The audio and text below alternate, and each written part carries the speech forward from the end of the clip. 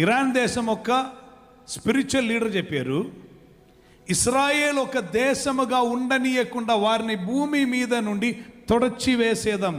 1948లో కొన్ని దేశములు కలిసి ఇదే మాట చెప్పారు, ఇస్రాయేల్ ఒక దేశముగా లేకుండా. ఆ చెప్పిన దేశములు ఇప్పుడు లేరు.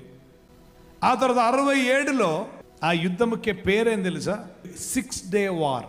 అరేబియన్ దేశములు అనేకం కలిసి వచ్చి ఈజిప్షియన్ నాజర్ ఒక నాయకత్వంలో పూర్తిగా తొడచివేద్దామని బయలుదేరి వచ్చారు.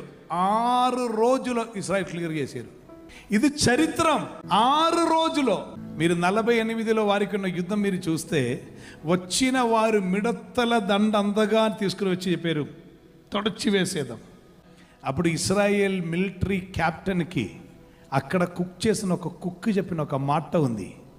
ఆ మాట ఏం తెలుసా? సార్. కారణం ఈయన అనుకున్నారు he wanted to kill himself అంట, ఇది మనం జయించలేమని. బట్ ఆ కుక్ వచ్చి ఒక మాట చెప్పారు, sir, turn to our scriptures, మన చరిత్ర ఒక్కసారి చదువు సార్. మనం విజయం పొందినది మన సైన్య బలములో కాదు సార్, మన అమ్యునిషన్స్ బట్టి కాదు, యుద్ధోపకరణలను బట్టి కాదు, మనకు విజయం ఇస్తున్న ఒక దేవుడు ఉన్నారు కదా, అందుకే కదా మనం విజయం పొందాం. మనం యుద్ధం చేద్దాం సార్ అన్నారంట ఒక కుక్. ఒక్క యుద్ధంలో 6 రోజుల్లో విజయం. ఈ చరిత్ర మొత్తం నేను చూపిస్తున్న ఎందుకొరకంటే ఆనాడు చేసిన అదే నేను ఇప్పుడు కూడా కార్యం చేయబోతున్నాను.